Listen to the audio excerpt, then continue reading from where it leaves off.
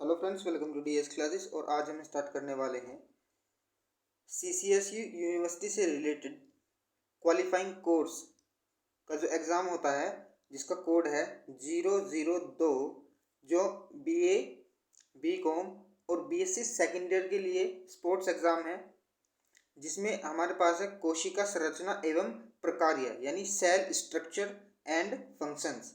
Cell structure and function से related question है।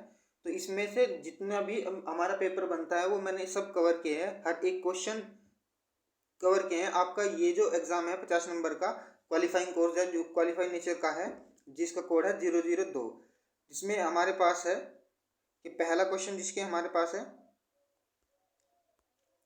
ये सीसीएसयू यूनिवर्सिटी से है। किससे है? सीसीएसयू यूनिवर्सिटी के लिए।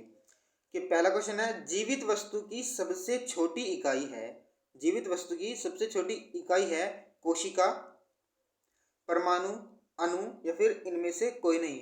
तो जीवित वस्तु की जो सबसे छोटी इकाई है वह है कोशिका। क्या है? कोशिका। इसका राइट आंसर हो जाएगा कोशिका। बात करें हम अगले क्वेश्चन की, जिसमें दिया गया है कि कोशिका की खोज किसने की थी। कोशिका की खोज किसने की थी? तो कोशिका की खोज किसने की थी भाई? ये की थी रॉबर्ट हुक ने। किसने की थी? कोशिका की खोज रॉबर्ट हुक ने की थी। बात करें हम इसके अगले क्वेश्चन की, बात करें अगले क्वेश्चन की कि केंद्रक की खोज किसने की थी। केंद्रक की खोज किसने की थी? इनमें से रॉबर्ट ब्राउन ने, रॉबर्ट हुक ने, ये रॉबर्ट हॉक ने, इनमें से किसी ने नहीं, इनमें से कोई नहीं। तो जो केंद्रक की खोज की थी वो की थी रॉबर्ट ब्राउन ने। किसने की थी? Robert brown. इसका राइट आंसर हो जाएगा Robert brown. Option number A इसका राइट आंसर हो जाएगा। बात करेंगे इसके अगले क्वेश्चन की, बात करेंगे हम इसके अगले क्वेश्चन की, जिसमें दिया गया है कि सामान्य मानव शरीर के कार्यों के अध्ययन को क्या कहते हैं। सामान्य मानव शरीर के अध्ययन को क्या कहते हैं? तो शरीर रचना विज्ञान, शरीर क्रिया विज्ञान, वनस्पति विज्ञान या उपयुक्त में से कोई नहीं। तो सामान्य मानव शरीर के अध्ययन को कहते हैं शरीर क्रिया विज्ञान। क्या कहते हैं? शरीर क्रिया विज्ञान। ऑप्शन नंबर 20 का राइट आंसर हो जाएगा। बात करें इसके अगले क्वेश्चन की, जिसमें है कि कोशिका के विषय में क्या कौन सा कथन सत्य है। कोशिका के विषय में इनमें से कौन सा कथन सत्य है, ये पूछा है। तो यह जीवित संरचना है कोशिका। कोशिका जो है यह एक जीवित संरचना है, बिल्कुल ठीक है। इसके केवल सूक्ष्मदर्शी यंत्र द्वारा ही देखा जा सकता है, बिल्कुल ठीक है। ये शरीर की संरचनात्मक तथा कार्यात्मक इकाई है, बिल्कुल ठीक है। तो उपयुक्त में से सभी कथन क्या है? सारे कथन इसके सही हो जाएंगे। तो ऑप्शन नंबर डी इसका राइट आंसर हो जाएगा। बात करें इसके अगले क्वेश्चन की, जिसमें दिया गया है कि मानव शरीर के भीतर प्रत्येक सेकंड लगभग कितनी कोशिकाएं मरती हैं। लगभग कितनी कोशिकाएं मरती हैं मानव शरीर के भीतर प्रत्येक सेकंड में? तो 30 लाख कोशिकाएं। कितनी? 30 लाख कोशिकाएं प्रति सेकंड मरती हैं मानव शरीर के भीतर।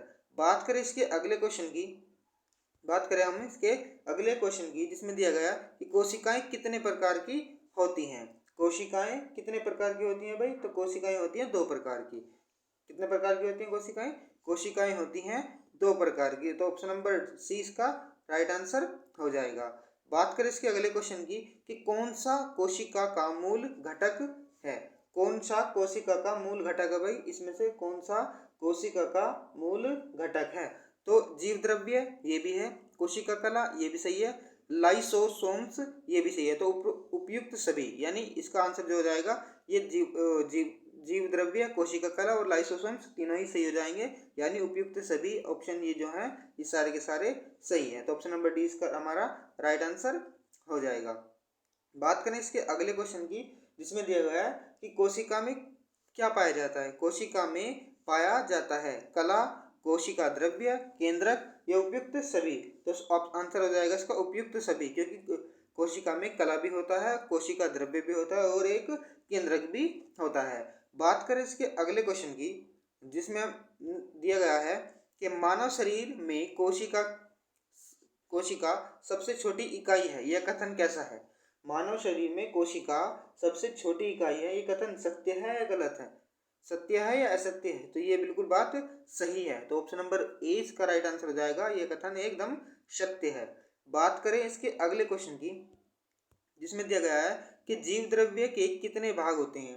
जीव द्रव्य के कितने भाग होते हैं? 2 भाग, 5 भाग, 6 भाग या फिर 7 भाग? कितने भाग होते हैं जीव द्रव्य के? तो जीव द्रव्य के होते हैं 2 भाग, यानी ऑप्शन नंबर ए इसका राइट आंसर हो जाएगा। जीव द्रव्य के 2 भाग होते हैं। बात करें इसके अगले क्वेश्चन की, बात करें अगर हम इसके अगले क्वेश्चन की कि आच्छादक कोशिकाएं पाई जाती हैं। आच्छादक कोशिकाएं पाई जाती हैं शरीर की हड्डियों में, शरीर की पेशियों में, शरीर के रक्त में या फिर शरीर की झिल्लियों में। आच्छादक कोशिकाएं कहाँ पाई जाती हैं? तो ये पाई जाती हैं शरीर की झिल्लियों में। कहाँ पाई जाती हैं? शरीर की झिल्लियों में। ऑप्शन नंबर डी इसका राइट आंसर हो जाएगा। बात करें इसके अगले क्वेश्चन की, बात करें अगर हम इसके अगले क्वेश्चन की कि वनस्पति तथा जंतु कोशिकाओं में समान रूप में पाए जाते हैं। क्या पाए जाते हैं? वनस्पति और जंतु कोशिकाओं में समान रूप में क्या पाए जाते हैं? तो इसमें से पाए जाते हैं भैया जीव द्रव्य तथा केंद्रक। ऑप्शन नंबर डी इसका राइट आंसर हो जाएगा। वनस्पति तथा जीव कोशिकाएं में समान रूप से जीव द्रव्य और केंद्रक पाए जाते हैं। बात करें इसके अगले क्वेश्चन की, जिसमें दिया गया है कि कोशिकाओं का कार्य क्या है? कोशिकाओं का कार्य क्या है इनमें से? तो चालन, संकुचन, स्त्राव या उपयुक्त सभी। तो कोशिकाओं का कार्य चालन भी होता है, संकुचन भी और स्त्राव भी। तो ऑप्शन नंबर डी इसका राइट आंसर हो जाएगा, उपयुक्त सभी। बात करें इसके अगले क्वेश्चन की, बात करें अगर हम इसके अगले क्वेश्चन की, जिसमें दिया गया है कि अनेक कोशिकाओं में मिलने से बनने वाली रचना है। अनेक कोशिकाओं में मिलने से बनने वाली रचना है, इनमें से क्या? शरीर, तंत्र, उत्तक या फिर अंग? शरीर, तंत्र, उत्तक या फिर अंग? तो उत्तक, ऑप्शन नंबर सी इसका राइट आंसर हो जाएगा। अनेक कोशिकाओं से जो मिलने पर बनता है वो बनता है उत्तक। अनेक कोशिकाओं के मिलने से क्या बनता है? उत्तक बनता है। बात करें इसके अगले क्वेश्चन की, बात करें अगर हम इसके अगले क्वेश्चन की, जिसमें दिया गया है कि अस्थि कोशिकाओं का आकार कैसा होता है? अस्थि कोशिकाओं का आकार कैसा होता है? तो अस्थि कोशिकाओं का आकार होता है अनियमित। कैसा होता है? अनियमित होता है। अस्थि कोशिकाओं का आकार अनियमित हो जाएगा। बात करें हम इसके अगले क्वेश्चन की, बात करें अगर हम इसके अगले क्वेश्चन की कि उत्तकों का निर्माण इनमें से होता है। उत्तकों का निर्माण होता है कैसे भाई? अपने आप होता है, पोषण से होता है या फिर कोशिकाओं के मिलने से या आकस्मिक रूप से? तो उत्तकों का निर्माण जो होता है वो कोशिकाओं के मिलने से होता है। किसके, कैसे होता है? उत्तकों का निर्माण कोशिकाओं के मिलने से होता है। बात करें इसके अगले क्वेश्चन की, जिसमें दिया गया है कि एक अंग के निर्माण में किस वशिष्ठ संरचना की आवश्यकता होती है? किस वशिष्ठ संरचना की आवश्यकता होती है? उत्तक, कोशिका, केंद्रक या फिर तंतु? तो उत्तक विशिष्ट संरचना में इसकी आवश्यकता होती है तो कोशिका इसका राइट आंसर हो जाएगा। कोशिका, ऑप्शन नंबर बी इसका राइट आंसर हो जाएगा। ठीक है। बात करें इसके अगले क्वेश्चन की, बात करें हम इसके अगले क्वेश्चन की कि मानव शरीर में लगभग कितने प्रतिशत पानी होता है? मानव शरीर में लगभग कितने प्रतिशत पानी होता है? तो मानव शरीर में लगभग 65%, कितना? 65% पानी होता है मानव शरीर में। ठीक है। बात करें हम इसके अगले क्वेश्चन की, जिसमें दिया गया है कि कुछ अंगों के व्यवस्थित ढंग से कार्य करने के परिणाम स्वरूप विकसित होने वाली संरचना को क्या कहते हैं? विकसित होने वाली संरचना को क्या कहते हैं? क्या कहते हैं भाई? तो एक इसका ऑप्शन नंबर सी इसका राइट आंसर हो जाएगा, तंत्र या संस्थान। क्या कहते हैं इसको? विकसित होने वाली संरचना को क्या कहते हैं परिणाम स्वरूप? तंत्र या संस्थान। क्या कहते हैं? तंत्र या संस्थान। ऑप्शन नंबर सी इसका राइट आंसर हो जाएगा।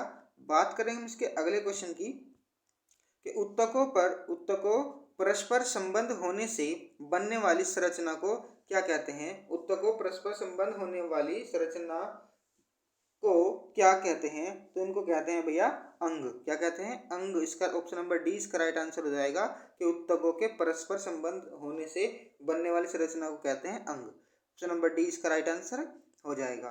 बात करें हम इसके अगले क्वेश्चन की, बात करें हम इसके अगले क्वेश्चन की, तो कोशिकाओं की लंबाई व चौड़ाई, कोशिकाओं की लंबाई व चौड़ाई की मापन इकाई क्या है? कोशिकाओं की लंबाई व चौड़ाई की मापन इकाई क्या है भाई इनमें से? तो इनमें से ऑप्शन नंबर डी इसका राइट आंसर हो जाएगा माइक्रोन। कोशिकाओं की लंबाई चौड़ाई किसमें मापी जाती है? तो ये माइक्रोन में मापी जाती है, तो इसका आंसर हो जाएगा option number D, micron is the right answer. बात करें हम इसके अगले क्वेश्चन की कि डीएनए में क्या पाया जाता है? डीएनए में क्या पाया जाता है? केंद्रक, माइटोकॉन्ड्रिया, या फिर त्वचा में, या फिर गुणसूत्र में? डीएनए किस में पाया जाता है भाई बताओ जरा। तो डीएनए पाया जाता है हमारे गुणसूत्र में। कहाँ? ऑप्शन नंबर डी इसका राइट आंसर हो जाएगा। डीएनए हमारा गुणसूत्र में पाया जाता है। बात करें हम इसके अगले क्वेश्चन की, जिसमें दिया गया है कि उत्तक कितने प्रकार के होते हैं? उत्तक कितने प्रकार के होते हैं? उत्तक जिन्हें टिश्यू बोलते हैं, क्या बोलते हैं? टिश्यू। तो टिश्यू कितने प्रकार के होते हैं? ये 4 प्रकार के होते हैं। ऑप्शन नंबर सी इसका राइट आंसर हो जाएगा। उत्तक कितने प्रकार के होते हैं? 4 प्रकार के होते हैं, जिनको टिश्यू भी बोला जाता है। बात करें हम इसके अगले क्वेश्चन की कि मानव शरीर में कितने गुणसूत्र होते हैं? मानव शरीर में कितने गुणसूत्र होते हैं बताएंगे कि मानव शरीर में कितने गुणसूत्र होते हैं? तो मानव शरीर में 46 गुणसूत्र होते हैं। कितने? ऑप्शन नंबर सी इसका राइट आंसर हो जाएगा। एक मानव शरीर में 46 गुण होते हैं। बात करें हम इसके अगले क्वेश्चन की, जिसमें दिया गया है कि सजीव प्राणी के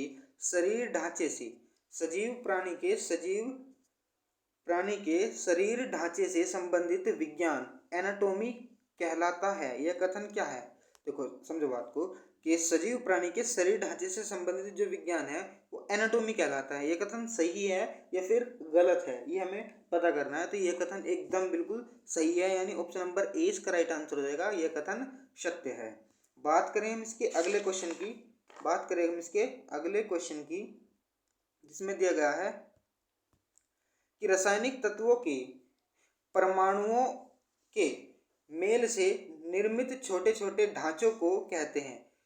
रासायनिक तत्वों के परमाणु के मेल से निर्मित छोटे छोटे ढांचों को इनमें से क्या कहते हैं भाई?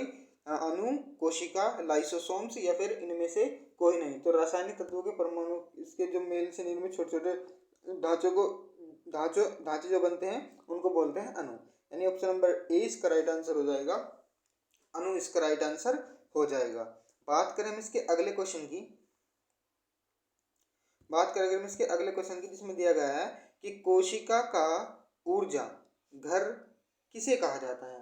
कोशिका का ऊर्जा घर किसे कहा जाता है? तो कोशिका का ऊर्जा घर कहा जाता है भाई आपका माइटोकॉन्ड्रिया को। किसको? माइटोकॉन्ड्रिया इसका राइट आंसर हो जाएगा। कोशिका का ऊर्जा घर माइटोकॉन्ड्रिया को कहा जाता है। बात करें हम इसके अगले क्वेश्चन की, जिसमें दिया गया है कि मानव शरीर में कोशिकाओं की संख्या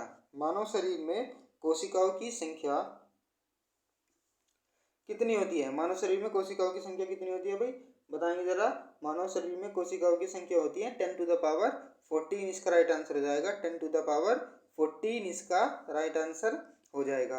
बात करें हम इसके अगले क्वेश्चन की, जिसमें दिया गया है कि मानव संरचना से संबंधित विज्ञान को क्या कहते हैं? यानी मानव संरचना से संबंधित ज्ञान को क्या कहते हैं? क्या कहते हैं भैया? एनाटॉमी। ऊपर भी मैंने आपको बताया था कि एनाटॉमी जो है उससे वो मानव संरचना से संबंधित विज्ञान को अध्ययन को एनाटॉमी कहा जाता है, ये बताया था ना। तो ऑप्शन नंबर ए इसका राइट आंसर हो जाएगा। बात करें हम इसके अगले क्वेश्चन की कि मानव शरीर कैसा होता है? मानव शरीर कैसा है, यानी कैसा होता है बताएंगे कि मानव शरीर कैसा है भाई? तो मानव शरीर है बहुकोशीय। क्या? ऑप्शन नंबर ए इसका राइट आंसर हो जाएगा। मानव शरीर बहुकोशीय होता है। बात करें हम इसके अगले क्वेश्चन की, जिसमें दिया गया है कि कोशिका के अध्ययन को क्या कहा जाता है? कोशिका के अध्ययन को क्या कहा जाता है? तो कोशिका के अध्ययन को क्या कहा जाता है जरा बताएंगे इनमें से कि बायोलॉजी, ऑर्थोलॉजी, साइकोलॉजी, या फिर साइटोलॉजी। तो कोशिका के अध्ययन को क्या कहा जाता है? कोशिका के अध्ययन को कहा जाता है साइटोलॉजी। ऑप्शन नंबर डी इसका राइट आंसर हो जाएगा। कोशिका के अध्ययन को साइटोलॉजी कहा जाता है। बात करें हम इसके अगले क्वेश्चन की, बात करें अगर हम इसके अगले क्वेश्चन की, किसे जीवन के भवन ब्लॉक के रूप में जाना जाता है? किसे जीवन के भवन के ब्लॉक के रूप में जाना जाता है? तो कोशिकाओं को, परमाणुओं को, अणुओं को, या फिर इनमें से कोई नहीं। तो जीवन के भवन ब्लॉक के रूप में कोशिकाओं को जाना जाता है। तो ऑप्शन नंबर ए इसका राइट आंसर हो जाएगा। कोशिकाओं को जीवन के भवन ब्लॉक के रूप में जाना जाता है। बात करें इसके अगले क्वेश्चन की, जिसमें दिया गया है कि जलीय अणु किन दो परमाणुओं से बनता है? जलीय अणु किन दो परमाणुओं से बनता है? तो जलीय अणु बनता है हमेशा हाइड्रोजन और ऑक्सीजन के अणुओं से। किससे? H2O यानी हाइड्रोजन के दो अणु और ऑक्सीजन का एक, यानी H2O। तो ये पूछ रहा है कि जलीय अणु किन दो परमाणुओं से बनता है? तो हाइड्रोजन और ऑक्सीजन से। ठीक है। बात करें हम इसके अगले क्वेश्चन की, जो हमारे पास आए हैं भाई, ये किससे? विभिन्न तंत्र, मांसपेशियां और अस्थिपंजर, परिसंचरण, श्वसन, पाचन एवं तंत्रिका तंत्र। तो चलते हैं इनके क्वेश्चंस पर, जिसमें से हमारे पास क्वेश्चन है भाई, मानव शरीर के अंगों की कार्य प्रणाली का अध्ययन किया जाता है। मानव शरीर के अंगों की कार्य प्रणाली का अध्ययन किया जाता है इनमें से किसमें? जंतु विज्ञान में, एनाटॉमी में, और तुम्हारा शरीर क्रिया विज्ञान में, या फिर इनमें से कोई नहीं। तो मानव शरीर के अंगों की कार्य प्रणाली का जो अध्ययन किया जाता है वो किया जाता है शरीर क्रिया विज्ञान में। किसमें? शरीर क्रिया विज्ञान इसका राइट आंसर हो जाएगा। ऑप्शन नंबर सी इसका राइट आंसर हो जाएगा। बात करें हम इसके अगले क्वेश्चन की,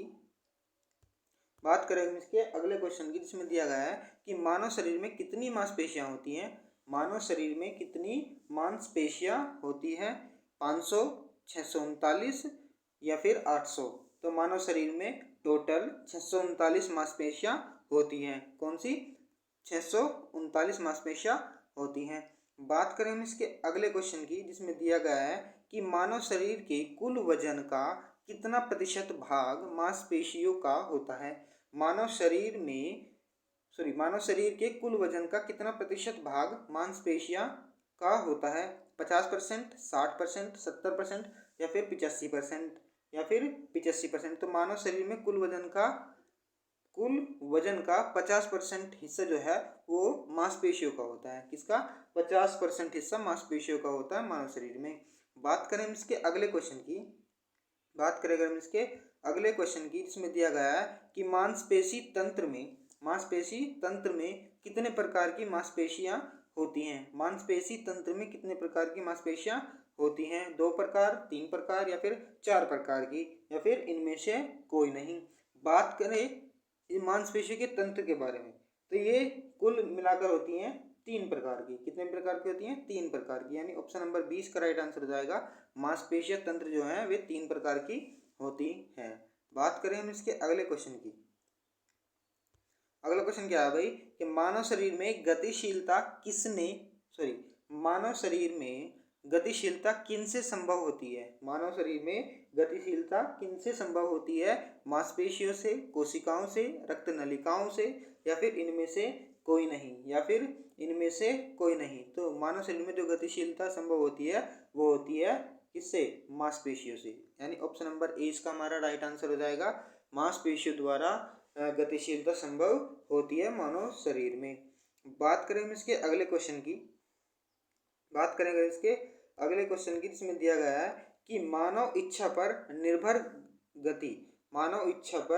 निर्भर गति एवं कार्य करने वाली मांसपेशियां होती है। मानव इच्छा पर निर्भर गति एवं कार्य करने वाली मांसपेशियां होती हैं, तो ये कहलाती हैं ऐच्छिक मांसपेशियां। क्या कहलाती हैं? ऐच्छिक मांसपेशियां इसका राइट आंसर हो जाएगा। ऐच्छिक मांसपेशियां इसका राइट आंसर हो जाएगा। बात करें हम इसके अगले क्वेश्चन की कि मांसपेशियों की रचना कौन से टिश्यू यानी ऊतक करते हैं? मांसपेशियों की जो रचना करते हैं कौन से टिश्यू या फिर ऊतक करते हैं? तो ये करते हैं मांसपेशीय टिश्यू। क्या करते हैं? मांसपेशीय टिश्यू, यानी ऑप्शन नंबर सी इसका राइट आंसर हो जाएगा। मांसपेशीय टिश्यू इसका राइट आंसर हो जाएगा। बात करें हम इसके अगले क्वेश्चन की, बात करें हम इसके अगले क्वेश्चन की, स्वास्थ्य को प्रभावित करने वाले कारक, स्वास्थ्य को प्रभावित करने वाले कारक इनमें से क्या है? वातावरण है, बिल्कुल ठीक। आनुवंशिकता है, ये भी ठीक। रहन सहन का स्तर, इससे क्या होता है? स्वास्थ्य प्रभावित होता है। तो उपयुक्त सभी इसका राइट आंसर हो जाएगा। इनसे सब कुछ ना कुछ फर्क पड़ता ही है। बात करें इसके अगले क्वेश्चन की, जिसमें दिमाग और रीढ़ की हड्डियां किन टिश्यूओं से बनी होती है? दिमाग और रीढ़ की हड्डियां जो हैं वो किन टिश्यू से बनी होती हैं? तो ये बनी होती है भाई तुम्हारी स्नायुविक टिश्यू से। किससे? स्नायुविक टिश्यू इसका राइट आंसर हो जाएगा। स्नायुविक टिश्यू दिमाग तथा रीढ़ की हड्डियों से बना होता है। बात करें हम इसके अगले क्वेश्चन की, जिसमें दिया गया है कि शरीर की सुरक्षा का कार्य कौन सा टिश्यू यानी ऊतक करता है? शरीर की सुरक्षा का कार्य कौन सा टिश्यू यानी ऊतक करता है? बताओ जरा, शरीर की सुरक्षा कौन करता है? तो ये करता है उपकला टिश्यू, यानी इसको क्या बोलते हैं? उपकला टिश्यू इसका राइट आंसर हो जाएगा। इसको बोल सकते हैं कि एपिथीलियल, क्या बोलते हैं? एपिथीलियल भी इसको बोल सकते हैं, उपकला टिश्यू को, जो शरीर की सुरक्षा करता है। बात करें हम इसके अगले क्वेश्चन की, तो जिसमें दिया गया है कि मानव शरीर का बाह्य ढांचा किससे निर्मित होता है? मानव शरीर का बाह्य ढांचा किससे निर्मित होता है? तो मानव शरीर का जो बाह्य ढांचा होता है वो होता है अस्थि पंजर से। किससे? अस्थि पंजर इसका राइट आंसर हो जाएगा। वो होता है अस्थि पंजर, इसका राइट आंसर हो जाएगा, यानी ऑप्शन नंबर ए इसका राइट आंसर हो जाएगा। बात करें हम इसके अगले क्वेश्चन की कि मानव शरीर में कितनी हड्डियां पाई जाती हैं? मानव शरीर में कितनी हड्डियां पाई जाती हैं? 206, 208, 170 या फिर 200 या फिर 200? तो मानव शरीर में टोटल 206 हड्डियां पाई जाती हैं। कितनी हड्डियां पाई जाती हैं? 206 हड्डियां पाई जाती हैं मानव शरीर में। बात करें हम इसके अगले क्वेश्चन की कि अस्थिपिंजर तंत्र द्वारा किस अंग की रक्षा होती है? अस्थिपिंजर द्वारा जो है वो किस अंग की रक्षा होती है भाई तुम्हारे? किस अंग की रक्षा होती है? दिमाग की, हृदय की, फेफड़ों की या इन सभी की? अस्थिपिंजर द्वारा जरा बताएंगे। तो हमारी जो अस्थिपिंजर जो रक्षा करता है वो दिमाग की भी करता है, हृदय की भी और फेफड़ों की, यानी इन सभी की। ऑप्शन नंबर डी इसका राइट आंसर हो जाएगा। ऑप्शन नंबर डी इसका राइट आंसर हो जाएगा। बात करें हम इसके अगले क्वेश्चन की, जिसमें दिया गया है कि मानव शरीर में कितनी अस्थियां होती हैं? मानव शरीर में कितनी अस्थियां होती हैं? तो मानव शरीर में भाई आपकी होती हैं 14 अस्थियां। कितनी? 14 इसका राइट आंसर हो जाएगा, यानी ऑप्शन नंबर बी इसका राइट आंसर हो जाएगा। मानव शरीर में 14 अस्थियां होती हैं। बात करें हम इसके अगले क्वेश्चन की कि कान की हड्डियां कितनी होती हैं? जरा बताएंगे कि कान की कितनी हड्डियां होती हैं? कान की कितनी हड्डियां होती हैं? तो कान की हड्डियां टोटल होती हैं भाई 6 हड्डियां। कितनी? कान की 6 हड्डी होती हैं। बात करें हम इसके अगले क्वेश्चन की, जिसमें दिया गया है कि मानव के कंकाल में कितनी पसलियां होती हैं? मानव के कंकाल में कितनी पसलियां पाई जाती हैं? तो मानव कंकाल में 24 पसलियां पाई जाती हैं। कितनी? 24 पसलियां जो होती हैं ये मानव कंकाल में, मतलब हमारे जो शरीर में पसलियां होती हैं वो टोटल 24 पसलियां होती हैं। ठीक है। बात करें इसके अगले क्वेश्चन की, कि मानव शरीर में गतिशील जोड़ों के कितने प्रकार होते हैं? मानव शरीर में गतिशील जोड़ों के कितने प्रकार होते हैं? तो मानव शरीर में जो होते हैं जोड़ों के प्रकार, ये टोटल 5 प्रकार होते हैं। कौन से? कितने होते हैं? 5 प्रकार होते हैं। बात करें इसके अगले क्वेश्चन की कि हृदय तथा रक्त नलिकाओं का संबंध किस तंत्र से है? हृदय तथा रक्त नलिकाओं का संबंध किस तंत्र से है? तो ये परिसंचरण तंत्र से है। किससे है? परिसंचरण तंत्र इसका राइट आंसर हो जाएगा। हृदय और रक्त नलिकाओं का संबंध परिसंचरण तंत्र इसका राइट आंसर हो जाएगा। बात करें इसके अगले क्वेश्चन की कि एक नवजात शिशु का हृदय लगभग कितने ग्राम का होता है? एक नवजात शिशु का हृदय लगभग कितने ग्राम का होता है? तो नवजात शिशु का जो हृदय है वो 20 ग्राम का होता है, लगभग 20 ग्राम का होता है। कितना? 20 ग्राम इसका राइट आंसर हो जाएगा कि नवजात शिशु का जो हृदय होता है, हृदय जो होता है वो लगभग 20 ग्राम का होता है। बात करें हम इसके अगले क्वेश्चन की, तो ये तो नवजात शिशु का हो गया। अब इन्होंने पूछ लिया कि वयस्क व्यक्ति है, वयस्क व्यक्ति का हृदय का जो वजन होता है वो कितने ग्राम होता है वयस्क व्यक्ति का? तो ये होता है 250 से 320 ग्राम तक हो सकता है। कितना? 250 से 320 ग्राम इसका राइट आंसर हो जाएगा। ऑप्शन नंबर ए इसका राइट आंसर हो जाएगा।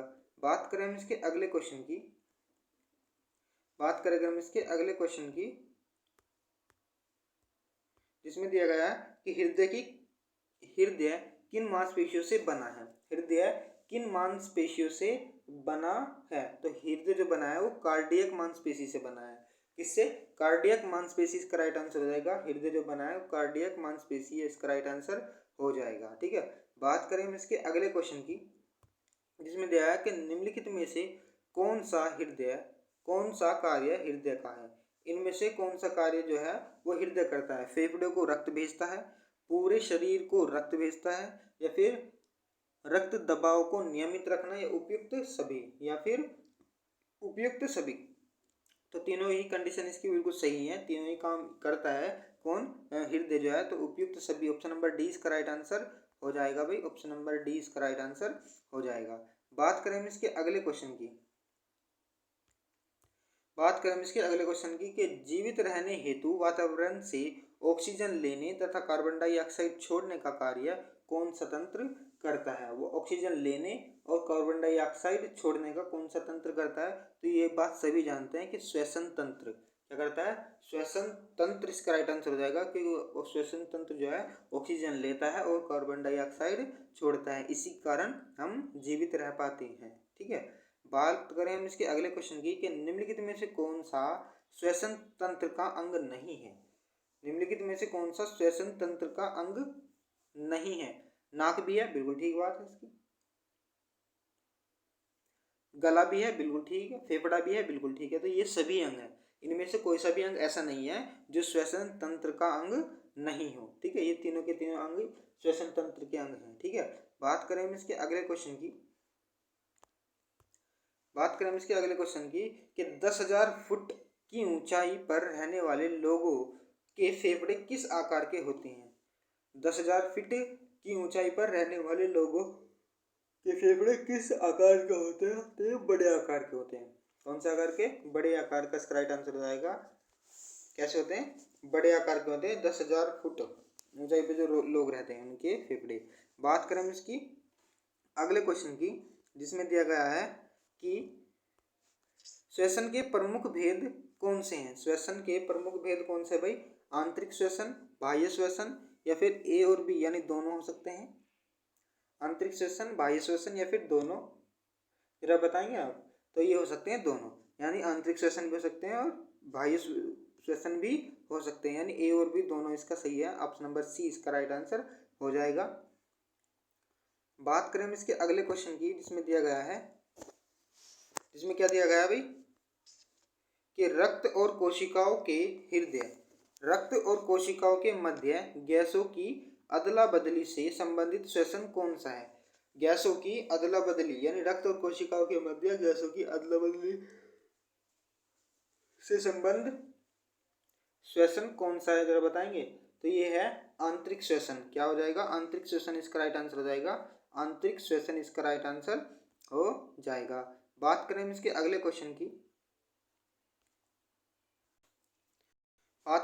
क्वेश्चन की, कि जो है रक्त और फेफड़ों के मध्य गैसों की अदला बदली से संबंधित कौन सा है?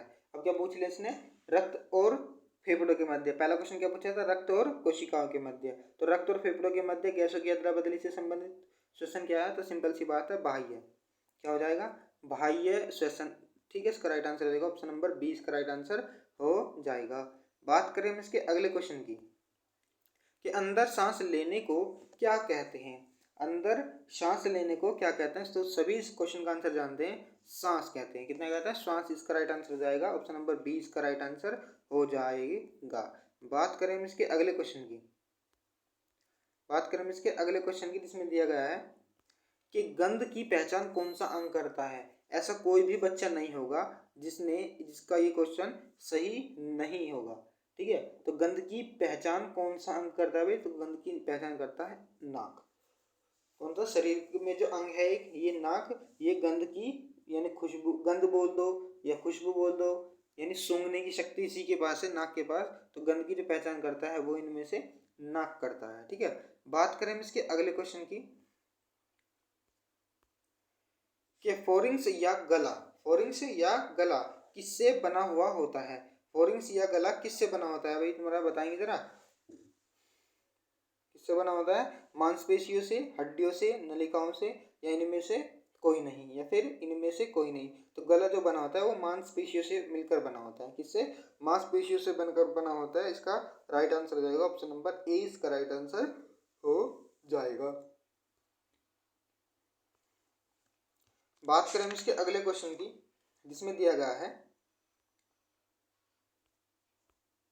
कि लैरिंग्स, लैरिंग्स किससे बना हुआ होता है? लैरिंग्स किससे बना हुआ होता है बताएंगे जरा। हम मांसपेशियों से, हड्डियों से, नलिकाओं से, या फिर कार्टिलेज या उपस्थिति से। तो ये बना होता है लैरिंग्स, जो बना होता है ये कार्टिलेज, किससे बना होता है? कार्टिलेज। ऑप्शन नंबर डी इसका राइट आंसर हो जाएगा, कार्टिलेज से लैरिंग्स बना होता है। बात करें हम इसके अगले क्वेश्चन की, जिसमें दिया गया है कि लैरिंग्स की दीवारें किससे निर्मित होती हैं? लैरिंग्स की जो दीवारें हैं वे किससे निर्मित होती हैं, जरा बताएंगे। कि लैरिंग्स की दीवारें मांसपेशियों से निर्मित होती हैं। लैरिंग्स की जो दीवारें हैं वो मांसपेशियों से निर्मित होती हैं। बात करें हम इसके अगले क्वेश्चन की, जिसमें दिया गया है कि कोशिकाओं के कार्बनिक भोज्य पदार्थों के, कोशिकाओं के कार्बनिक भोज्य पदार्थों के जैव रासायनिक ऑक्सीकरण को कहते हैं। जैव रासायनिक ऑक्सीकरण को कहते हैं, क्या कहते हैं? श्वसन, उत्सर्जन, प्रजनन, या फिर इनमें से कोई नहीं, या फिर इनमें से कोई नहीं। तो ऑप्शन नंबर ए इसका राइट आंसर हो जाएगा, श्वसन कहा जाता है। किसको? कोशिकाओं के कार्बनिक भोज्य पदार्थों के जैव रासायनिक ऑक्सीकरण को श्वसन कहा जाता है। तो ऑप्शन नंबर ए इसका राइट आंसर हो जाएगा। बात करें इसके अगले क्वेश्चन की, बात करें इसके अगले क्वेश्चन की, जिसमें दिया गया है कि श्वास नाल की लंबाई होती है, श्वास नाल की लंबाई होती है 8 सेंटीमीटर, 10 सेंटीमीटर, 12 सेंटीमीटर, या फिर इनमें से कोई नहीं। तो श्वास नाल की जो लंबाई होती है वो कितनी होती है, जरा बताएंगे आप। श्वास नाल की लंबाई होती है 12 सेंटीमीटर। कितनी? 12 सेंटीमीटर। ऑप्शन नंबर सी इसका राइट आंसर हो जाएगा, ऑप्शन नंबर सी इसका राइट आंसर हो जाएगा। बात करें हम इसके अगले क्वेश्चन की, जिसमें दिया गया है कि श्वास एक कैसी इच्छा है, कैसी अनैच्छिक क्रिया, ऐच्छिक क्रिया, या क्रिया ही नहीं है, या फिर इनमें से कोई नहीं, या फिर इनमें से कोई नहीं। तो श्वास लेने की जो इच्छा, वो मतलब क्रिया जो है ना, वो एक अनैच्छिक क्रिया है। अगर हम हमारी इच्छा भी ना हो ना, हमारी इच्छा भी ना हो सांस लेने की, तो भी हम श्वास को लेंगे ही लेंगे। ठीक है, तो ये अनैच्छिक क्रिया हो जाएगी। ऐसा नहीं है कि हमारी इच्छा, आज हमारी इच्छा नहीं है भाई सांस लेने की, तो आज हम सांस लेना बंद कर देंगे, ऐसा नहीं होता। ठीक है, ये अनैच्छिक क्रिया है हमारी। बात करें हम इसके अगले क्वेश्चन की कि सांस बाहर छोड़ने को क्या कहते हैं? सांस बाहर छोड़ने को क्या कहा जाता है, यानी क्या कहते हैं? तो इसको कहते हैं भाई तुम्हारा एक्सप्रेशन। क्या कहते हैं? एक्सप्रेशन इसका राइट आंसर हो जाएगा। सांस बाहर छोड़ने को एक्सप्रेशन इसका राइट आंसर हो जाएगा। बात करें हम इसके अगले क्वेश्चन की, जिसमें दिया गया है कि कौन सी गति हवा को आश्वासन गतिविधियां माना जाता है? आश्वासन गतिविधियां माना जाता है। इनमें से कौन सी गति? उबासी लेना, छींकना, खांसना, या फिर ये सभी। तो उबासी लेना भी, छींकना भी और खांसना भी, यानी ये सभी आश्वासन गतिविधियां माना जाता है। बात करें इसके अगले क्वेश्चन की, बात करें इसके अगले क्वेश्चन की, जिसमें दिया गया है कि बाहर निकाली गई सांस को मापने के लिए किसका प्रयोग किया जाता है? बाहर निकाली गई सांस को मापने के लिए किसका प्रयोग किया जाता है भाई तुम्हारा, जरा बताएंगे किसका प्रयोग किया जाता है? तो स्पाइरोमीटर का प्रयोग किया जाता है। किसका प्रयोग किया जाता है? स्पाइरोमीटर का। बाहर निकल के सांस जब मापने की कोशिश करते हैं या मापते हैं हम, तो उसका जो कौन सा मीटर होता है वो स्पाइरोमीटर कहा जाता है। बात करें हम इसके अगले क्वेश्चन की, जिसमें दिया गया है कि सामान्य अवस्था में फेफड़ों में लीटर वायु सदैव भरी होती है। सामान्य अवस्था में फेफड़ों में 1 लीटर वायु सदैव भरी होती है। सॉरी, कितने लीटर वायु सदैव भरी होती है बताएंगे? तो 2.5 यानी 2.5 लीटर वायु सदैव भरी होती है सामान्य अवस्था में फेफड़ों में। ठीक है। बात करें इसके अगले क्वेश्चन की, इसमें दिया गया है कि सामान्य प्रत्येक श्वास में हम लगभग कितने लीटर वायु सदैव भरी रहती है सामान्य अवस्था में, सामान्य प्रत्येक श्वास में? तो सामान्य तो भैया तुम्हारी 0.5 लीटर, कितनी? 0.5 लीटर भरी होती है। ठीक है। और सामान्य अवस्था में 2.5 लीटर, सामान्य तो प्रत्येक सांस में। ठीक है। बात करें इसके अगले क्वेश्चन की कि मनुष्य के दांतों जीभ व लार का संबंध शरीर की किस प्रणाली से है? तो पाचन प्रणाली से है। दांत का जीभ और लार जो ग्रंथि है, ये जो ग्रंथि है इनका पाचन प्रणाली से संबंध होता है। बात करें इसके अगले क्वेश्चन की, जिसमें दिया गया है कि भोजन के छोटे हिस्सों में तोड़कर पोषण पाने एवं ऊर्जा प्राप्त करने से संबंधित तंत्र कौन सा है? तो पाचन तंत्र इसका राइट आंसर हो जाएगा। क्या हो जाएगा? पाचन तंत्र इसका राइट आंसर हो जाएगा। ऑप्शन नंबर डी इसका राइट आंसर हो जाएगा कि भोजन को छोटे छोटे हिस्सों में तोड़कर पोषण पाने एवं ऊर्जा प्राप्त करने से संबंधित है जो पाचन तंत्र। बात करें इसके अगले क्वेश्चन की, जिसमें दिया गया है कि निम्नलिखित में से कौन सा पाचन तंत्र अंग है? अभी बताया था कि दांत भी है, जीभ भी है और लार ग्रंथि है। बिल्कुल तीनों सही है। तो ऑप्शन नंबर डी इसका राइट आंसर रहेगा। तीनों ही पाचन तंत्र के अंग होते हैं। बात करें इसके अगले क्वेश्चन की, जबड़े के सामने के ऊपर व नीचे के दांत क्या कहलाते हैं? जबड़े के जो सामने ऊपर और नीचे के जो दांत होते हैं उनको क्या कहा जाता है? उनको कहा जाता है इंसाइजर। क्या कहा जाता है? इसका ऑप्शन नंबर ए इसका राइट आंसर हो जाएगा। इंसाइजर कहा जाता है। जबड़े के सामने और ऊपर जो दांत होते हैं इंसाइजर कहलाते हैं। बात करें इसके अगले क्वेश्चन की, कि कौन सा दांतों का प्रकार है? दूध के दांत, स्थायी दांत, दोनों, या फिर इनमें से कोई नहीं?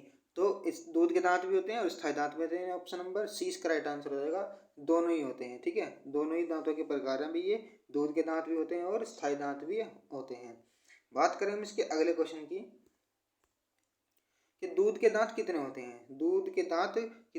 20, 30 या फिर 32? तो दूध के दांत सभी बच्चों को पता होगा कि दूध के दांत 20 होते हैं। आप सभी के दूध के दांत आए होंगे तो आपने गिने भी होंगे कि दूध के दांत कितने होते हैं? 20 होते हैं। ठीक है। बात करें हम इसके अगले क्वेश्चन की, कि स्थायी दांत कितने होते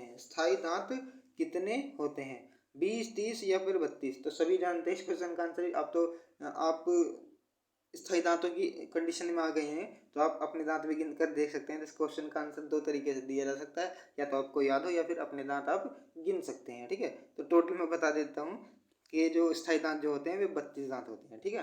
कितने होते हैं? 32 दांत। कभी ये सोचो कि अभी तो हमारे 1-2 दांत तो है ही नहीं, तो ये होता ही नहीं होगा। होता है, टोटल दांत 32 होते हैं। ठीक है। बात करें हम इसके अगले क्वेश्चन की, जिसमें दिया गया है कि दांत की संरचना विभाजित होती है कितने भागों में? तो ये होती है दांत की संरचना 3 भागों में विभाजित। कितने? 3 भागों में विभाजित होती है दांत की संरचना। बात करें इसके अगले क्वेश्चन की, जिसमें दिया गया कि केनाइन दांत कितने होते हैं? तो केनाइन दांत होते हैं 4। केनाइन जानते हो किसको कह रहे हैं? जो हमारे जो किले बोलते हैं जिसको, शायद ये केनाइन है इसका नाम। तो केनाइन दांत कितने होते हैं? 4। 2 ऊपर होते हैं, 2 नीचे होते हैं। ठीक है। बात करें हम इसके अगले क्वेश्चन की। देखो अगले क्वेश्चन पे आने से पहले सोच मैं बता देता हूँ कि जो ये जो मैंने आपको करा रहा हूँ क्वेश्चन, मतलब एग्जाम पेपर जो करा रहा हूँ मैं आपको 002 कोड जो है, क्वालिफाइंग कोड जो है, इसकी की पूरी पीडीएफ है। पीडीएफ अगर आपको चाहिए तो मैंने डिस्क्रिप्शन में इसके लिए बता दिया है कि आपको ये पीडीएफ कहाँ से मिल सकती है। मेरा नंबर है, मैंने अपना नंबर उसमें मतलब डिस्क्रिप्शन में लिखा है, तो आप वहाँ जाकर मुझे व्हाट्सअप कर सकते हैं, जो जिससे आपको पीडीएफ आपको आप तक पहुँच जाएगी। तो आप ये इससे पीडीएफ प्राप्त करने के लिए मेरा डिस्क्रिप्शन बॉक्स जरूर चेक कर लेंगे, ठीक है। तो वीडियो तक लास्ट तक बने रहो, अभी और इससे बेहतर क्वेश्चन आपके लिए आने वाले हैं। और जैसे ही अगली वीडियो आएंगी इसकी, तो आपको एक एग्जाम पेपर भी, मॉडल पेपर यानी आपको देखने को भी मिलेगा, ठीक है। बात करें हम इसके अगले क्वेश्चन की,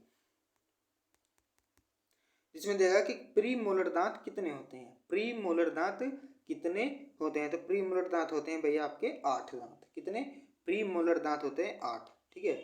और मोलर दांत कितने होते हैं, ये तो प्री मोलर हो गए, और मोलर दांत कितने हो जाएंगे? मोलर दांत हो जाएंगे 12, यानी प्री मोलर हो, देखो प्री मोलर हो गए 8 और मोलर कितने हो गए? 12।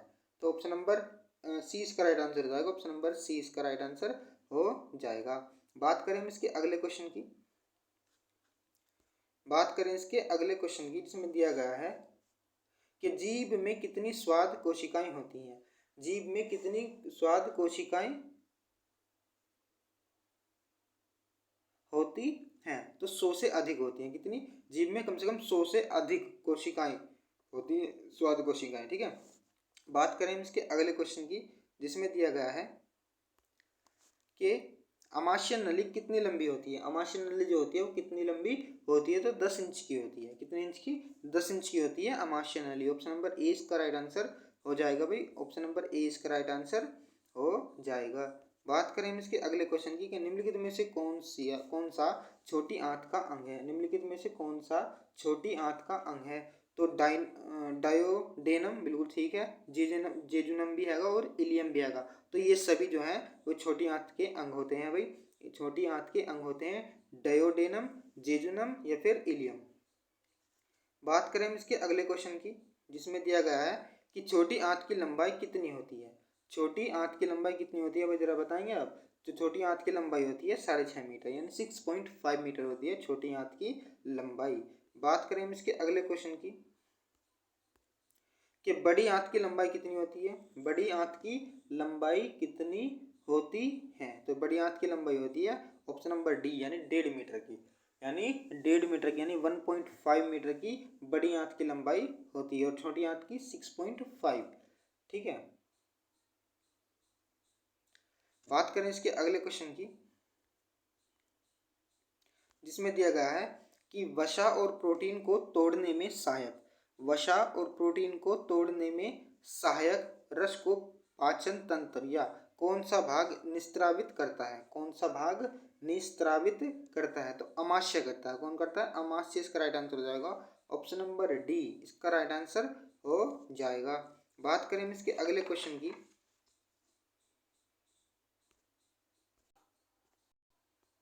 जिसमें है कि भोजन का पाचन कौन सा तंत्र करता है। भोजन का जो पाचन होता है वो कौन सा तंत्र करता है? श्वसन तंत्र, परिसंचरण तंत्र या फिर कंकाल तंत्र, पाचन तंत्र।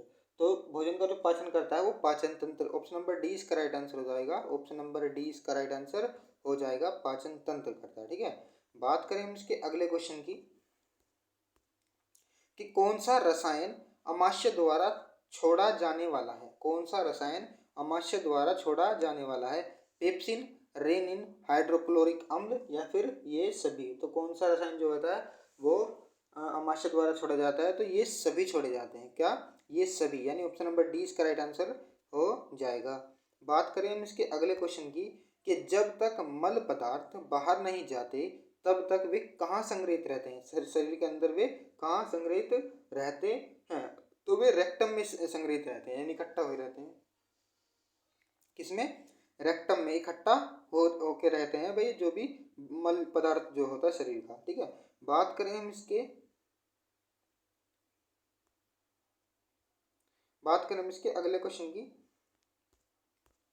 कि मानव शरीर में जटिलतम तंत्र कौन सा है। मानव शरीर में जटिलतम तंत्र कौन सा है। तो मानव शरीर में परिसंचरण तंत्र जो है वो जटिलतम तंत्र हो जाएगा, यानी होता है। ठीक है, बात करें हम इसके अगले क्वेश्चन की जिसमें दिया गया है कि मानव शरीर के अंगों का नियंत्रण कौन सा तंत्र रखता है। मानव शरीर के अंगों का नियंत्रण कौन सा अंग रखता है, जरा बताएंगे कि परिसंचरण तंत्र, तंत्रिका तंत्र, अस्थिपिंजर या फिर पाचन तंत्र या फिर पाचन तंत्र। तो तंत्रिका तंत्र रखता है भाई तुम्हारा, ओ सॉरी क्या रखता है, ये रखता है तुम्हारा तंत्रिका तंत्र। कहाँ है तंत्रिका तंत्र, ये ऑप्शन नंबर 20 का राइट आंसर हो जाएगा। तंत्रिका तंत्र रखता है शरीर के अंगों पर नियंत्रण।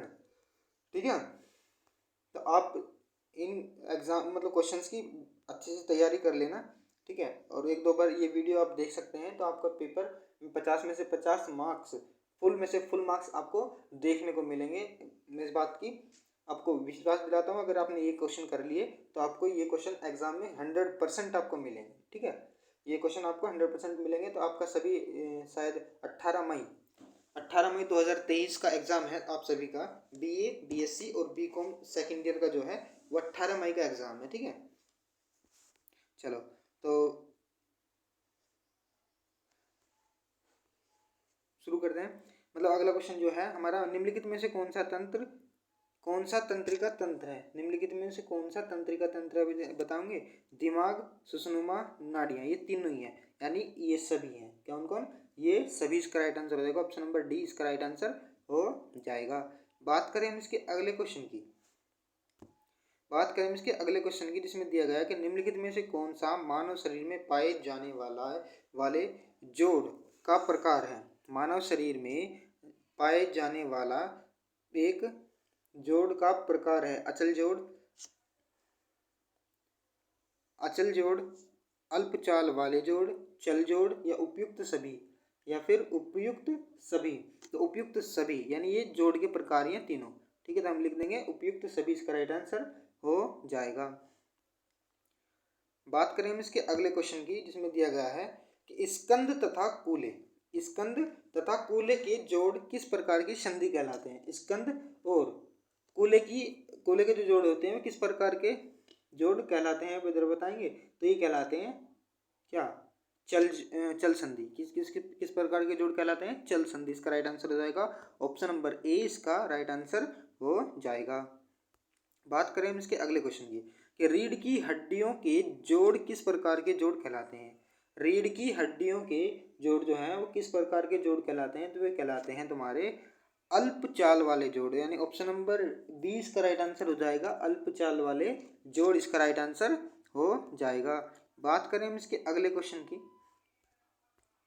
कि खोपड़ी के जोड़ किस प्रकार के जोड़ कहलाते हैं। खोपड़ी के जोड़ किस प्रकार के जोड़ कहलाते हैं, जरा बताएंगे। खोपड़ी के जोड़ कहलाते हैं तुम्हारे किस प्रकार के जोड़ कहलाते हैं, अचल जोड़, यानी अचल जोड़ इसका राइट आंसर हो जाएगा। खोपड़ी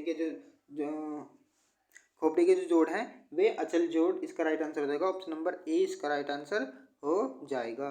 खोपड़ी के जोड़ को अचल जोड़ कहते हैं। बात करें हम इसके अगले क्वेश्चन की कि हृदय के संकुचन से अमाशय है।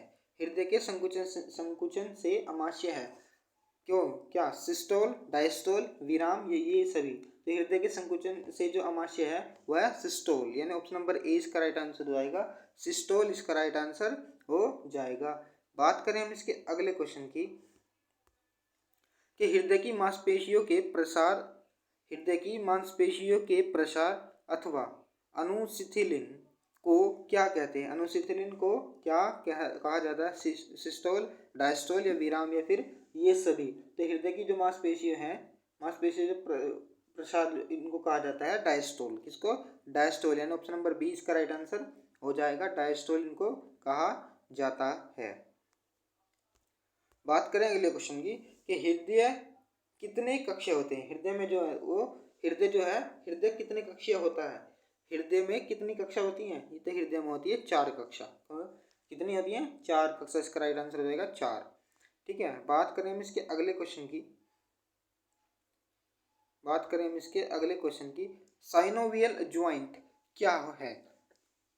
साइनोवियल ज्वाइंट क्या है, तो साइनोवियल जॉइंट है, जरा सा चलायमान भी है, जरा सा चलायमान भी है, और तुम्हारा स्वच्छंदता से चलायमान भी है, यानी दोनों, यानी ऑप्शन नंबर सी इसका राइट आंसर हो जाएगा। ऑप्शन नंबर सी इसका राइट आंसर हो जाएगा।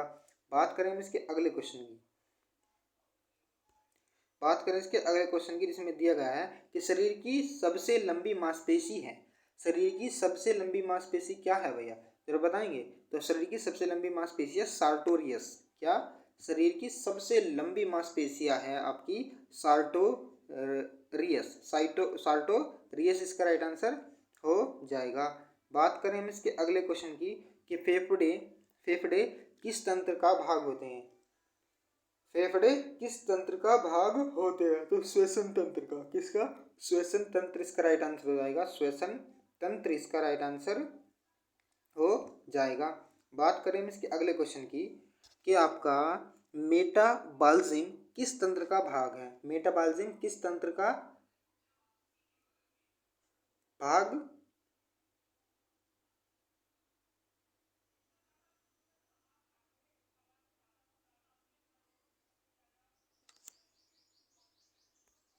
एक सेकेंड जरा चेक कर लेते हैं।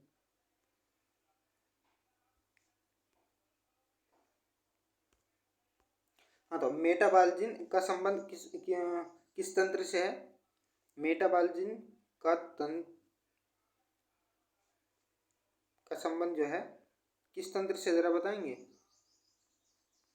संबंध किस तंत्र से है मेटाबॉलिज्म का, तो पाचन तंत्र से। किससे, पाचन तंत्र। ऑप्शन नंबर सी इसका राइट आंसर हो जाएगा। पाचन तंत्र इसका राइट आंसर हो जाएगा। बात करें हम इसके अगले क्वेश्चन की भाई कि जीवित प्राणियों में भोजन की आवश्यकता किसकी प्राप्ति के लिए होती है। जीवित प्राणियों में भोजन की आवश्यकता किसकी प्राप्ति के लिए होती है भैया, ऊर्जा की प्राप्ति के लिए। क्योंकि जब खाना खाएंगे, यानी भोजन हम खाएंगे, यानी खाना वाना खाएंगे, तभी तो हमारे शरीर में ऊर्जा आएगी। तो ऊर्जा की प्राप्ति के लिए भोजन की आवश्यकता होती है। बात करें हम इसके अगले क्वेश्चन की कि मानव शरीर में सबसे लंबी अस्थि होती है, कौन सी होती है। Femur, ulna, tibia, humerus. मानव शरीर में सबसे लंबी अस्थि कौन सी है, तो फीमर, जो जांघ की जो होती है हड्डी, ये सबसे लंबी होते हैं, फीमर। ठीक है। बात करें इसके अगले क्वेश्चन की, जिसमें दिया गया है कि हेमस्ट्रिंग मसल का क्या अर्थ है। हेमस्ट्रिंग मसल का क्या अर्थ है भाई, जरा बताएंगे। हेमस्ट्रिंग मसल का जो अर्थ है वो घुटनों को लचीला बनाना है। क्या, घुटनों को लचीला बनाना। हेमस्ट्रिंग का मसल का अर्थ है घुटनों को लचीला बनाता है। ठीक है। बात करें इसके अगले क्वेश्चन की, कि शरीर के किस मसल को थ्रोवर्स मसल कहा जाता है। थ्रोवर्स मसल कहा जाता है, शरीर के किस मसल्स को कहा जाता है, जरा बताएंगे। पेक्टोरिलीज मेजर को। पेक्टोरिलीज मेजर इसका राइट आंसर हो जाएगा, जो थ्रोवर्स मसल के नाम से भी जाना जाता है। बात करें हम इसके अगले क्वेश्चन की कि यकृत का कार्य क्या है। यकृत का कार्य क्या है जरा बताएंगे। तो शरीर के तापमान का रखरखाव, पित्त का स्त्राव, मूत्र का बनाना। ऑप्शन नंबर डी इसका राइट आंसर हो जाएगा। ये सभी प्रकार यकृत के कार्य हैं। ठीक है, यकृत के कार्य हो जाएंगे भाई। नेक्स्ट है कि हृदय रक्त वाहिनी और लिम्फेटिक से बना तंत्र है। हृदय रक्त वाहिनी और लिम्फेटिक तंत्र से बना क्या है जरा बताएंगे। तो ये है आपका परिसंचरण तंत्र, यानी ऑप्शन नंबर सी इसका राइट आंसर हो जाएगा। परिसंचरण तंत्र इसका राइट आंसर हो जाएगा। बात करें हम इसके अगले क्वेश्चन की, जिसमें दिया गया कि निम्नलिखित में से हार्ड टिश्यू है। निम्नलिखित में से कौन सा इसमें से हार्ड टिश्यू होता है, तो हार्ड टिश्यू होता है तुम्हारा हड्डी। इनमें से सबसे हार्ड क्या होता है, हार्ड टिश्यू जो है वो हड्डी होता है। नेक्स्ट है आपका कि रक्त में प्लाज्मा का प्रतिशत होता है, कितना प्रतिशत होता है। रक्त में प्लाज्मा का प्रतिशत कितना होता है जरा बताएंगे। तो 50 से 60%, 50 से 60% रक्त में प्लाज्मा का प्रतिशत होता है। बात करें इसके अगले क्वेश्चन की कि हृदय में रक्त ले जाने वाली नलिकाएं क्या कहलाती हैं। हृदय में रक्त ले जाने वाली नलिकाएं क्या कहलाती हैं, ये कहलाती हैं सिराएं। क्या कहलाती हैं, सिराएं। यानी ऑप्शन नंबर बी इसका राइट आंसर हो जाएगा। ऑप्शन नंबर बी इसका राइट आंसर हो जाएगा। बात करें हम इसके अगले क्वेश्चन की कि हृदय की गति को निर्धारित करता है, यानी हृदय की गति को कौन निर्धारित करता है? तो हृदय की जो गति को निर्धारित करता है ये करता है साइनोएट्रियल नोड। कौन करता है? साइनोएट्रियल नोड इसका राइट आंसर हो जाएगा, ऑप्शन नंबर ए इसका राइट आंसर हो जाएगा। तो प्लीज़ अगर ये वीडियो आपको पसंद आ रही है तो प्लीज़ कर दो वीडियो को लाइक, शेयर और चैनल को कर लो सब्सक्राइब, क्योंकि बैक टू बैक आने वाले एग्जाम की वीडियो आपको परमानेंट मिलती रहेगी। तो ये भाग 1 है, तो आने वाले जो भाग हैं इसके उसको नोटिफिकेशन सबसे पहले आपको मिले, तो इसके लिए बेल आइकन भी प्रेस कर लो भाई, ठीक है। बात करें हम इसके अगले क्वेश्चन की कि हृदय की गति के चरण हैं। हृदय की गति के कौन कौन से चरण हैं? डायस्टोल भी कह सकते हैं और तुम्हारे सिस्टोल भी कहा जा सकता है, तो ये दोनों है। तो ऑप्शन नंबर सी इसका राइट आंसर हो जाएगा। क्या हो जाएगा? सी इसका राइट आंसर हो जाएगा, ठीक है। हृदय की गति के जो चरण है वे हैं सिस्टोल और डायस्टोल, ठीक है। बात करें हम इसके अगले क्वेश्चन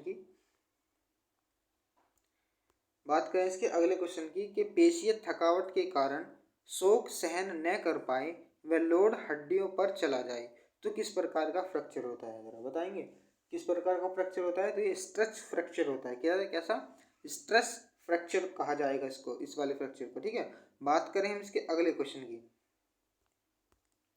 इलास्टिक फाइबर किस तरह दिखते हैं? इलास्टिक फाइबर जो है वे किस तरह से दिखाई पड़ते हैं? जरा पीलेपन के लिए, किसके? पीलेपन, किस तरह दिखाई देते हैं? पीलेपन लिए, ठीक है, यानी पीलापन लिए। बात करें हम इसके अगले क्वेश्चन की कि हड्डियां किस प्रकार के टिश्यू से बनती हैं? हड्डियां किस प्रकार के टिश्यू से बनती है, जरा बताएंगे। तो हड्डियां जो बनती है वो कॉम्पैक्ट एंड कैलरियस टिश्यू से, कॉम्पैक्ट एंड कैलकेरियस टिश्यू से बनती हैं हड्डियां, यानी ऑप्शन नंबर सी इसका राइट आंसर हो जाएगा। ऑप्शन नंबर सी इसका राइट आंसर हो जाएगा। बात करें इसके अगले क्वेश्चन की कि सिटोलिक ब्लड प्रेशर किसके द्वारा होता है भाई, जरा बताएंगे। सिटोलिक ब्लड प्रेशर किसके द्वारा होते हैं? तो हार्ट मसल के द्वारा। किसके? हार्ट मसल इसका राइट आंसर हो जाएगा। ऑप्शन नंबर ए इसका राइट आंसर हो जाता है। सिटोलिक ब्लड प्रेशर जो होता है वो हार्ट मसल के द्वारा होता है, ठीक है। बात करें इसके अगले क्वेश्चन की कि रक्त को ऑक्सीजन कहाँ से प्राप्त होता है? रक्त को जो ऑक्सीजन वो कहाँ से प्राप्त होता है बताएंगे। रक्त को ऑक्सीजन होता है आपके फेफड़े से। किससे? रक्त का ऑक्सीजन फेफड़ों से प्राप्त होता है। बात करें इसके अगले क्वेश्चन की कि मनुष्य शरीर में मांसपेशियां कितने प्रकार की होती हैं? मनुष्य शरीर में मांसपेशियां कितने प्रकार की होती हैं? तो ये 3 प्रकार की होती हैं। कितने प्रकार की होती हैं? 3 प्रकार की, वॉलेंट्रियरी, इनवॉलेंट्रियरी या फिर कार्डियक, यानी ऑप्शन नंबर सी इसका राइट आंसर हो जाएगा। मनुष्य के शरीर में मांसपेशियां कितने प्रकार की होती हैं? 3 प्रकार की, वॉलेंटियरी, इनवॉलेंटियरी या फिर कार्डियक, ठीक है। बात करें इसके अगले क्वेश्चन की कि छोटी आंत के भागों का सही क्रम क्या है? छोटी आंत के भागों का सही क्रम पूछा इसने, तो छोटी आंत के भागों का सही क्रम बताओ जरा। तो डायोडेनम, जेजुनम और इलियम, ये तीनों है। क्या बताया मैंने? डायोडेनम, जेजुनम और इलियम, यानी ऑप्शन नंबर सी इसका राइट आंसर हो जाएगा। ऑप्शन नंबर सी इसका राइट आंसर हो जाएगा। बात करें हम इसके अगले क्वेश्चन की कि फेफड़ा कितने लोब्स में बटा होता है? फेफड़ा कितने लोब्स में बटा होता है, जरा बताएंगे। तो फेफड़ा जो है, फेफड़ा 2 तथा मतलब बायां फेफड़ा 2 में और दायां फेफड़ा 3 लोब्स में बटा होता है। कितना? बायां फेफड़ा 2 में और दायां फेफड़ा 3 लोब्स में बटा होता है। ऑप्शन नंबर ए इसका राइट आंसर हो जाएगा।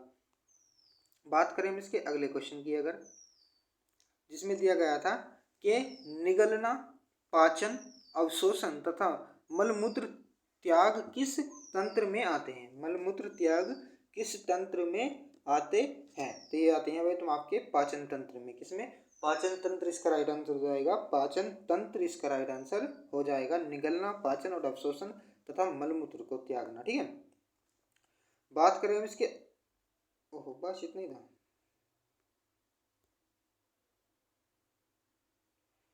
ठीक है, तो ये थे हमारे पास ये इससे रिलेटेड क्वेश्चन आपके एग्जाम किससे क्वालिफाइंग कोर्स यानी क्वालिफाइंग जो एग्ज़ाम था आपका, जिसका कोड है 002, ठीक है 002, तो ये था भाग 1। तो आपको आने वाली जो वीडियो मिलेगी वो भाग 2 की मिलेगी। तो आप मुझे कमेंट करके बताना कि आपको ये वीडियो कैसी लगी, और आपको जो इससे अगला जो भाग है वो मैं आपको कब तक प्रोवाइड करा दूँ, ठीक है। तो अगर वीडियो आपको पसंद आई है तो वीडियो को कर दो प्लीज़ लाइक, चैनल को कर लो सब्सक्राइब, और कमेंट करके हमें बताना कि आपको नेक्स्ट पार्ट इस वीडियो का कब तक आपको मिलना चाहिए, ठीक है। तो वीडियो को शेयर करना बिल्कुल मत ना भूलना, चैनल को सब्सक्राइब करके बेल आइकन जरूर प्रेस करना, क्योंकि नेक्स्ट एपिसोड जब नेक्स्ट भाग इसका आएगा तो सबसे पहले नोटिफिकेशन आप तक पहुंच जाए, ठीक है। और हाँ, इसकी जो PDF है वो मैंने डिस्क्रिप्शन बॉक्स में बता दिया कि आपको कहाँ मिलने वाली है, तो आप प्लीज़ इस वीडियो का डिस्क्रिप्शन भी ज़रूर चेक कर लें। Thanks for watching. हंसते रहो, मुस्कुराते रहो। Thank you.